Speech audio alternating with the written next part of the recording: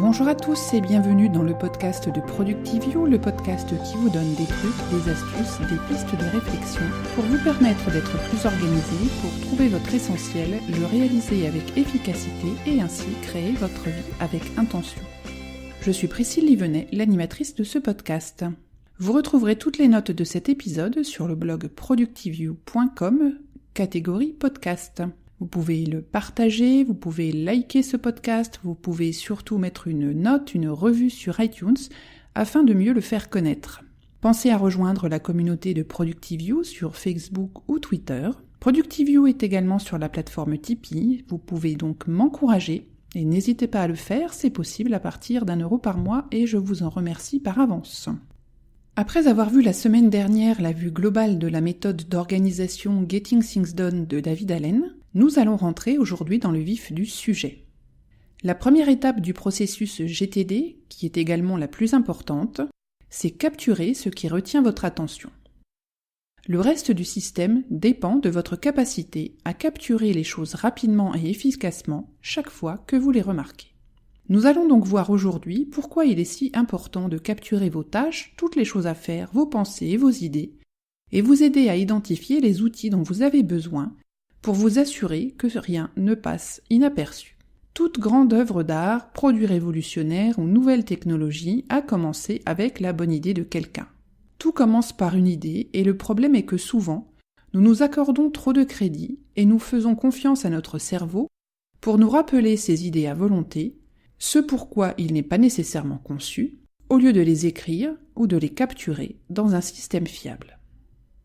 Capturer des idées et des pensées vous permet de les enregistrer rapidement et de passer librement à la suivante sans que rien ne tombe entre les mailles du filet. La capture est un principe fondamental de tout système de productivité, mais elle est particulièrement importante dans GTD. C'est tout aussi important pour les petites tâches, comme se souvenir d'acheter du lait ou du pain en rentrant du bureau, que pour des tâches plus importantes, comme un projet de travaux dans la maison ou même le lancement d'un produit. Par ailleurs, en laissant des tas d'idées dans notre cerveau, nous courons le risque, que nous avons tous expérimenté, de recevoir le rappel de notre cerveau au plus mauvais moment, comme au moment de nous endormir, au milieu de la nuit, en pleine présentation devant notre patron, etc. Mais pourquoi est-ce que notre cerveau se comporte de la sorte ? C'est là qu'entre en jeu l'effet Zeigarnik, dont nous avons déjà parlé dans l'épisode 43. Le site Définition de psychologie nous donne une définition de cet effet Zeigarnik, donc je vais vous lire une partie de l'article lié à cette définition. Tendance à mieux mémoriser une tâche et ses aspects lorsque celle-ci n'a pu être terminée, se traduisant par un meilleur rappel des données concernant les problèmes et les travaux inachevés. Ce phénomène de mémorisation discriminante a été mis en évidence expérimentalement par une élève de Kurt Lewin, la Russe Bluma Zeigarnik. La légende veut que, sur la terrasse d'un café, Bluma remarqua que les serveurs retenaient l'information concernant la commande tant que celle-ci n'était pas achevée et le client servi. Dès lors, ils oubliaient tout de la commande à laquelle ils venaient de donner suite. Bluma décida alors avec son mentor de construire une expérience visant à tester cette intuition. Lors de l'expérimentation qu'elle mena en 1927, elle demanda à ses élèves de réaliser dans la journée une vingtaine de tâches dont elle donnait les noms, puis invitait les élèves à les réaliser. Pour la moitié d'entre elles, l'expérimentateur interrompait la session avant que la tâche ne soit réalisée, faisant appel à des prétextes plausibles. Après le dernier travail, l'expérimentateur demandait alors de citer le plus possible de noms de tâches entreprises. Or, il fut manifeste que les élèves se souvenaient davantage des tâches inachevées que de celles qu'ils avaient terminées. Selon la conception gestaltiste dont Zeigarnik et Lewin étaient partisans, l'entreprise d'une tâche génère une motivation liée qui nécessite que la tâche soit achevée afin d'être satisfaite. Un travail inachevé empêcherait alors d'oublier les détails qui lui sont relatifs, ou bien l'attention laissée par le goût inachevé renforcerait la mémoire des éléments liés à cette tâche. Fin de la citation. Les tâches inachevées créent des sortes de boucles ouvertes dans notre cerveau. Tant qu'une tâche n'est pas terminée, elle reste en état de veille en quelque sorte, et tout ce qui y est lié est présent dans notre attention. Plus nous avons de tâches en instance, et plus nous avons de boucles ouvertes, et plus notre cerveau chauffe. Par contre, dès qu'une tâche est terminée, elle va en quelque sorte dans les archives et notre cerveau est prêt pour la prochaine tâche. Les principes de la méthode GTD vont nous permettre de gérer efficacement ces boucles ouvertes et, schématiquement, nous apporter la sérénité d'une boucle fermée, même si elle est ouverte. Et cela, nous allons y parvenir en collectant tous les sujets en cours, les boucles ouvertes, dans notre outil d'organisation, ce qui nous donnera la tranquillité d'esprit. L'idée ou la tâche étant stockée et prête à utiliser à notre convenance, notre cerveau ne ressentira plus le risque d'oubli et ne nous enverra plus de rappels inopinés. Laissez-moi vous donner un exemple concret de l'importance de la capture. Supposons que vous dîniez en famille et que vous pensiez brièvement que le lendemain, vous devez faire une présentation au travail et vous avez oublié un point important dans votre présentation. Vous avez plusieurs façons d'aborder le sujet. Premièrement, vous ne faites rien. Mais choisir de ne rien faire est toujours un choix que vous faites et ce n'est pas forcément le bon choix car il y a de bonnes chances que vous oubliez complètement ce point important.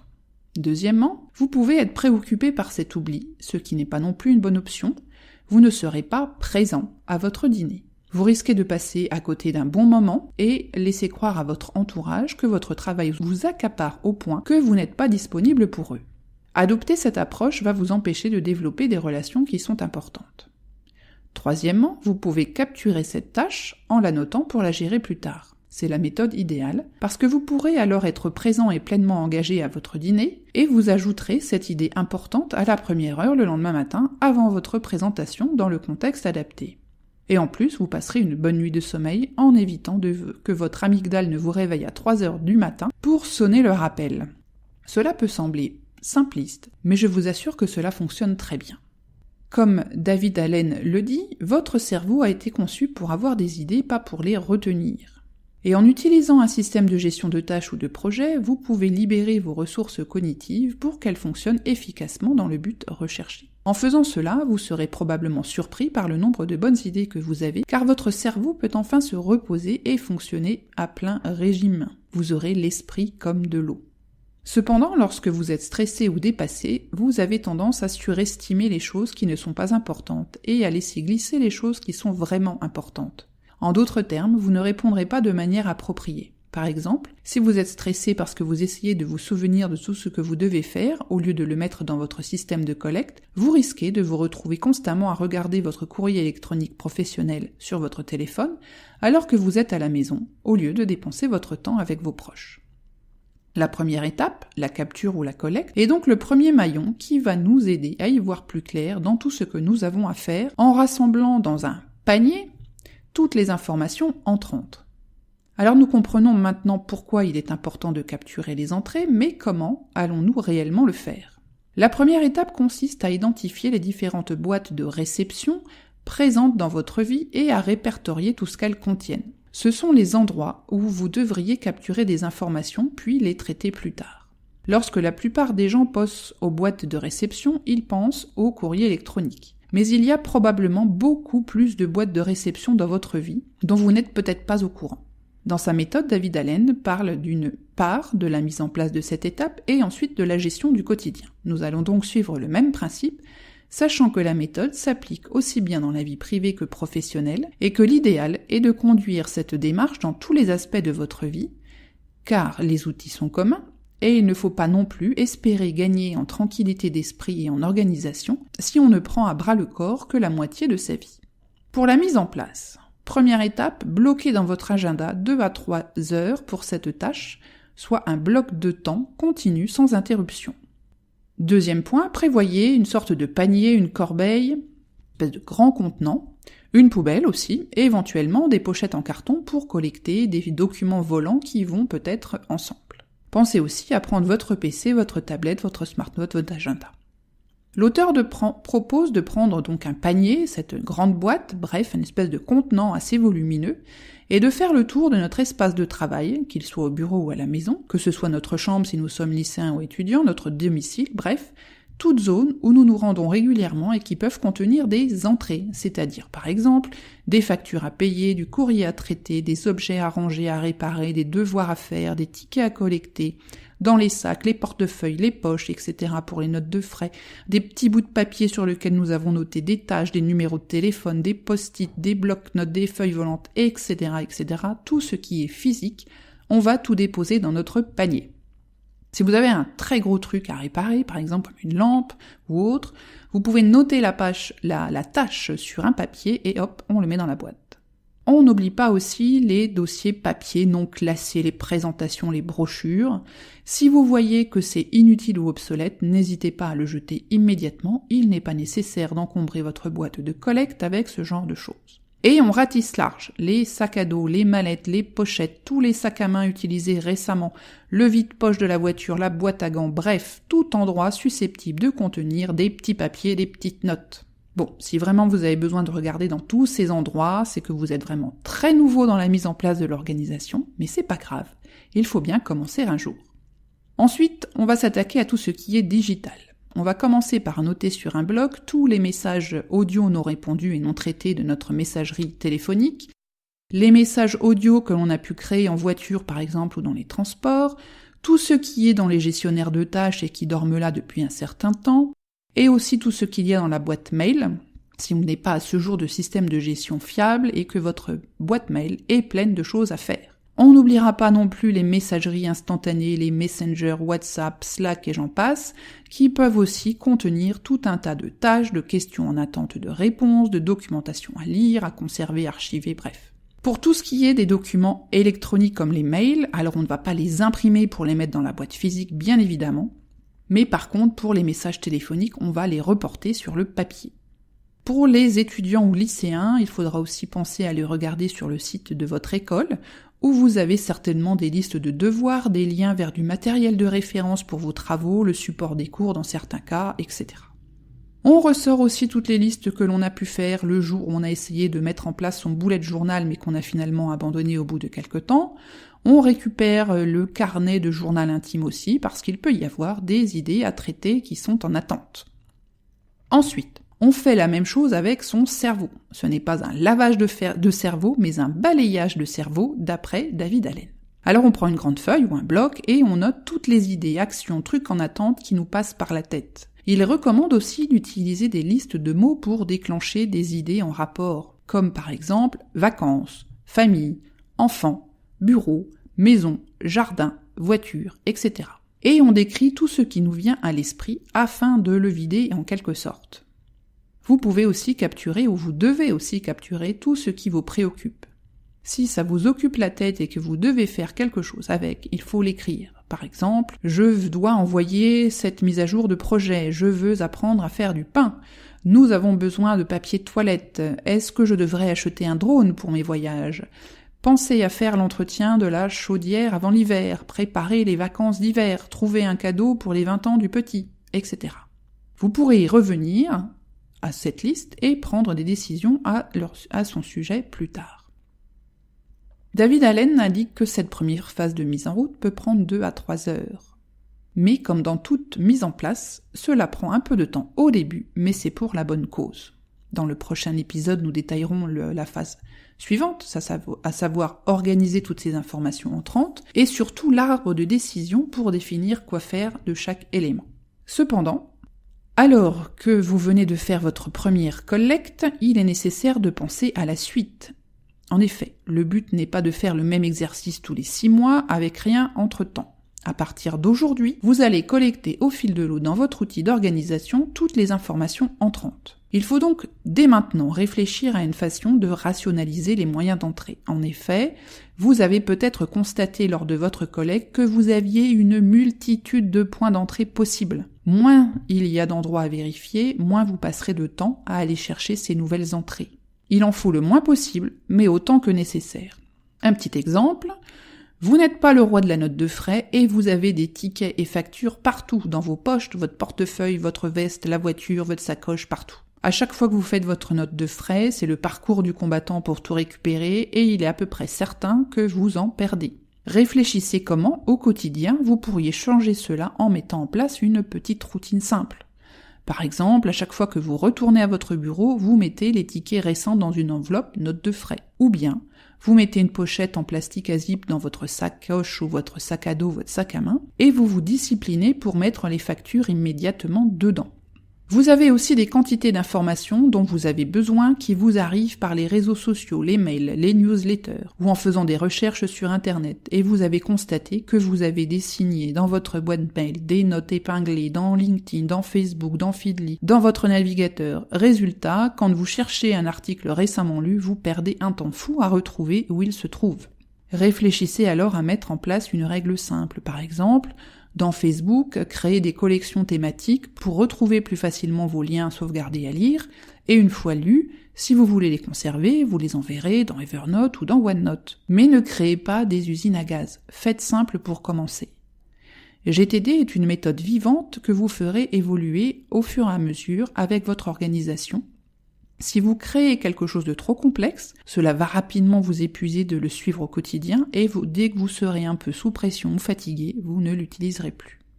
Alors faites simple pour commencer. Mettez en place une boîte en plastique ou en carton dans un endroit précis pour y déposer des documents imprimés à la maison ou au bureau. Informez les membres de votre famille et vos collègues que tout document papier doit être déposé à cet endroit.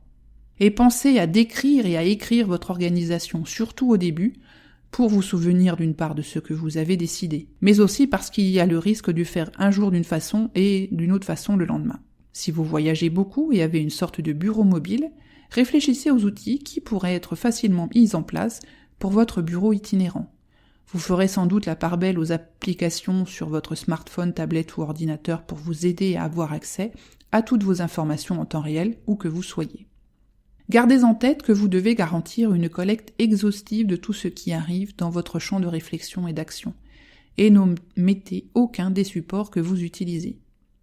Comme expliqué lors de l'introduction à la méthode, il n'y a pas un guide du meilleur outil pour appliquer cette méthode. Le meilleur outil est celui que vous utiliserez assurément sur le long terme et qui ne vous demandera pas un effort trop important pour la mise en place et le réglage. Voici quelques exemples personnels que j'ai pour mes boîtes de réception. Les entrées de mail perso, donc toutes les boîtes mail sont regroupées dans une boîte globale qui est consultée 1 à 2 fois par jour et elle se trouve sur mon équipement électronique personnel. Les entrées de mail pro, c'est une seule boîte mail sur mon PC pro et mon téléphone pro. Les entrées d'articles depuis LinkedIn, je les envoie dans Evernote. Les entrées d'articles depuis Facebook, je les envoie dans Evernote, ou bien si c'est des recettes de cuisine par exemple, je les mets dans ma collection dans Facebook. Les entrées d'articles depuis Feedly, je les envoie aussi dans Evernote. Les entrées de documents électroniques personnels, comme les factures, les relevés bancaires, sont stockées dans Google Drive. Les entrées de documents papier perso, certaines factures ou relevés, je les scanne, puis je les stocke dans Google Drive. Si le document doit être conservé, je vais alors l'archiver dans une boîte spéciale. Les entrées d'articles à acheter, je les mets dans l'outil rappel de l'iOS, liste par catégorie, donc j'ai une liste supermarché, Amazon, centre commercial, etc. Les entrées de tâches à faire perso, pareil, outil rappel de l'iOS. Les entrées de tâches à faire pro, je les mets dans Asana. Les entrées de rendez-vous pro, ou les réunions, je les mets dans mon calendrier pro, et les entrées de rendez-vous perso dans mon calendrier perso. Là encore, ce sont juste quelques exemples, c'est valable pour mon organisation personnelle, mais juste pour vous donner une idée. Maintenant, une fois que toutes vos boîtes de réception sont identifiées, il ne vous reste plus qu'à capturer des informations dès qu'elles arrivent dans l'une de ces boîtes de réception.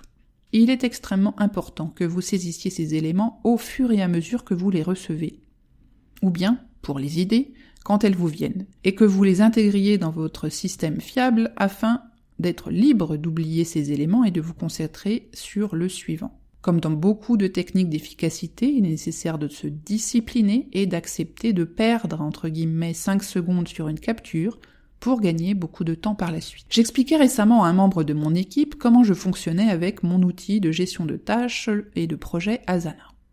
Je lui expliquais que je crée des tâches dans Asana pour répondre à des demandes longues de plus de 2 minutes, mais aussi que dans mon tableau de suivi, qui est en mode Kanban, j'avais une colonne de suivi, que j'appelle follow-up, dans laquelle je notais de faire un suivi sur des mails que j'avais envoyés ou pour lesquels j'attendais une réponse. Elle me demandait si ce n'était pas un peu lourd de tout noter de la sorte.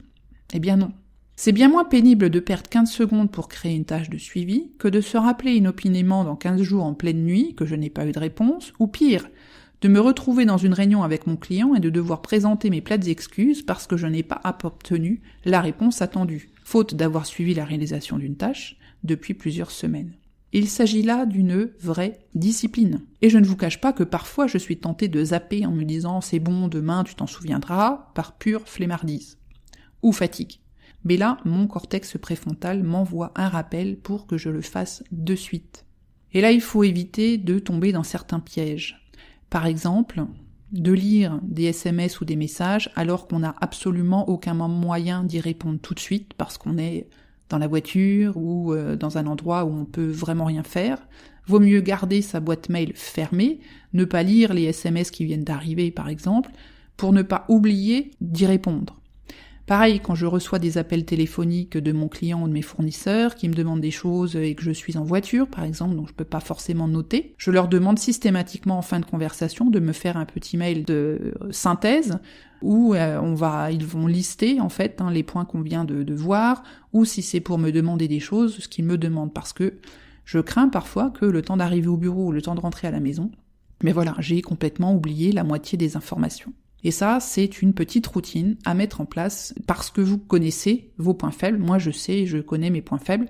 Je sais que si je lis un SMS à 8h du matin et que je ne le réponds pas tout de suite, c'est mort, je ne vais jamais y répondre ou je vais me retrouver dans 3 semaines. En ce qui me concerne, comme vous avez pu le voir, Asana et l'outil rappel de l'iOS sont mes 2 outils fétiches, car ils sont multiplateformes, et du coup, je n'ai pas vraiment d'excuses pour ne pas capturer tout ce qui arrive.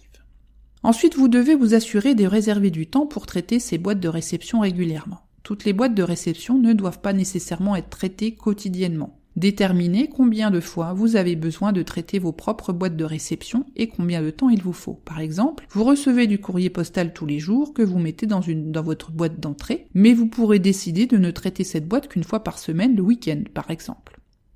Ensuite, vous allez créer un bloc de temps dans votre calendrier pour traiter vos boîtes de réception. Il est important que vous ne laissiez pas les choses s'accumuler dans votre boîte, car vous ne pourrez plus faire confiance à votre système et vous devrez à nouveau vivre comme un pompier. L'une des principales raisons pour lesquelles les gens laissent les choses s'empiler dans leur boîte de réception est qu'ils ne savent pas trop quoi en faire. Dans un épisode précédent, je vous ai parlé de l'organisation de l'agenda et de la nécessité de créer des blocs de temps fixes, toujours au même moment si possible et sur l'année à venir, afin de ne pas déroger à la règle. Que vos collègues sachent bien que ce n'est pas le bon moment pour vous coller une réunion et surtout pour en faire une habitude bien ancrée. Vous pouvez vous reporter à l'épisode 55 de novembre 2016 où je traitais de l'organisation hebdomadaire, très largement basée sur la méthode GTD. Dans le prochain épisode, nous allons expliquer l'intégralité de l'arbre de décision GTD afin que vous sachiez exactement comment traiter chaque boîte de réception de votre vie. Mais avant de continuer, assurez-vous d'avoir des boîtes de réception définies, d'identifier chaque boîte de réception de votre vie et deuxièmement, d'établir un plan pour déterminer quand et où vous allez traiter chacune d'elles. Petit récapitulatif de l'épisode du jour, pourquoi capturer ? Eh bien, tout simplement capturer vous permet de gagner en tranquillité d'esprit. Lorsqu'une pensée frappe votre cerveau, elle peut et supprimera toutes les autres pensées jusqu'à ce que vous agissiez. Vous pouvez agir immédiatement, l'écrire, plutôt que d'espérer qu'elle reviendra plus tard et aussi le perdre pour toujours.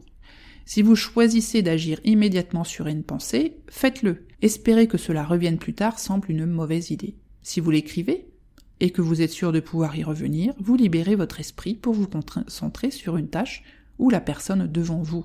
Quand collecter, notez les choses quand elles viennent à vous, cela signifie que vous devez avoir un moyen de le faire en tout temps. C'est frustrant d'avoir une idée qui vous vient à l'esprit et de ne trouver nulle part un stylo ou du papier. Prévoyez donc soit un petit carnet que vous emportez partout avec vous, soit une application sur votre smartphone sur laquelle notez tout ce qui vous vient à l'esprit quand cela se produit. Force est de constater qu'il faut parfois plusieurs outils, car on ne peut pas toujours écrire ou noter sur une application. En phase de mise en place, on va récupérer tout ce qui traîne pour le traiter ensuite, une bonne fois pour toutes. Et ensuite, qu'est-ce qui se passe ? Maintenant que vous avez empilé des éléments dans votre boîte de réception, vous devez en faire quelque chose, sinon ça va rester sur votre bureau et mourir par manque d'attention. Vous devez y revenir et clarifier ce que vous allez faire à leur sujet, et ce sera l'objet du prochain épisode. Je vous remercie de votre attention, j'espère que cet épisode sur la collecte des données pour la méthode GTD vous a plu. N'hésitez pas à partager cet épisode avec toutes les personnes qui sont susceptibles d'en avoir besoin. En attendant, je vous souhaite une très bonne semaine et je vous dis à bientôt. Bye bye.